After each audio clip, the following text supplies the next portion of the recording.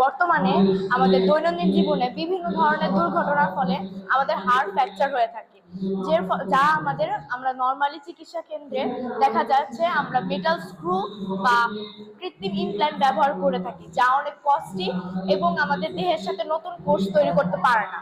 ফলে একটি নতুন অভিনব পদ্ধতি এসেছে, যেখানে আমরা তেলাপোকার পাখা এবং রেশম গুটি ব্যবহার করে একটি জৈব পদার্থ তৈরি করতে পারি, যেটি আমাদের দেহে কোষ অটোমেটিক হাড় গঠন করতে সাহায্য করবে এবং কোষও গঠন করবে। এক্ষেত্রে হচ্ছে গিয়ে তেলাপোকার পাখা লাগবে। এখানে আমরা রিয়েল তেলাপোকার পাখা দেখিয়ে দিয়েছি। তো তেলাপোকার পাখায় কাইটিন নামে এক ধরনের পদার্থ থাকে, যা জালিকাকার কাঠামো তৈরি করে। কাইটিনটাকে প্রক্রিয়াজাত করে কাইটোসান পাউডার তৈরি করা হয়।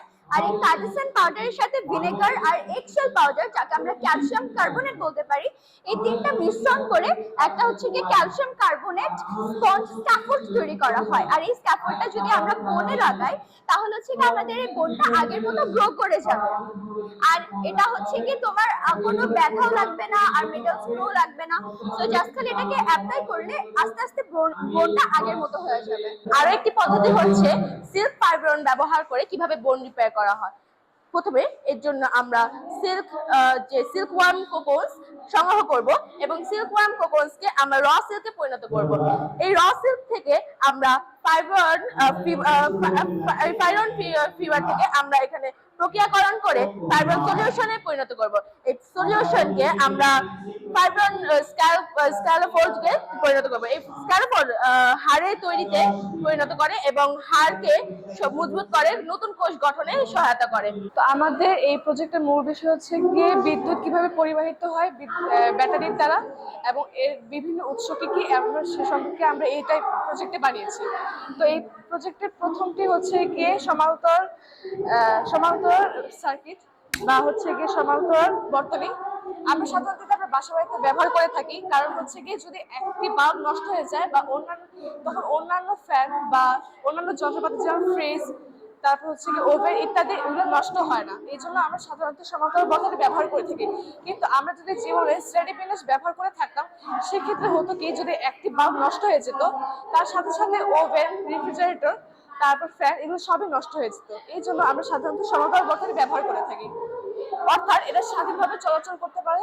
যদি একটি নষ্ট হয়ে যায় তাহলে তারা বাধাগ্রস্ত হয় না, তাই এগুলো আমরা বাসায় ব্যবহার করে থাকি।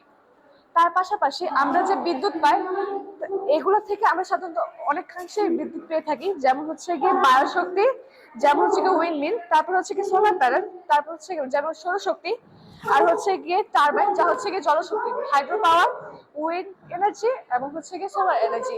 এখানে আরো উল্লেখ করা আছে পোস্টারে, যেমন নিউক্লিয়ার পাওয়ার প্ল্যান্ট বা রূপপুর পারমাণবিক বিদ্যুৎ কেন্দ্র। এটা 2026 সালে উদ্ভাবন করা হয়েছে। তারপর হচ্ছে গিয়ে নিউক্লিয়ার ফুয়েল, তারপর হচ্ছে গিয়ে হাইড্রো পাওয়ার সাধারণত বাষ্পীভূত হয়ে এটি টারবাইনকে ঘুরায়। তারপর হচ্ছে গিয়ে বায়োগ্যাস, সোলার প্যানেল, তারপর উইন্ডমিল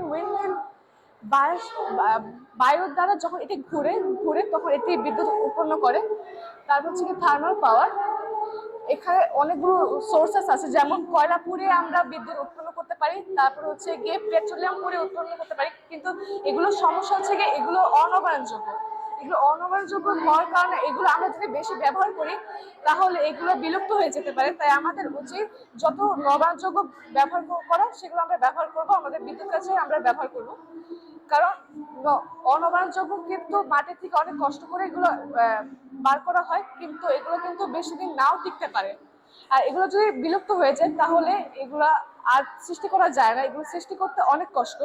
তাই আমরা নবায়নযোগ্য উপর নির্ভরশীল হব অনবায়নযোগ্য চেয়ে।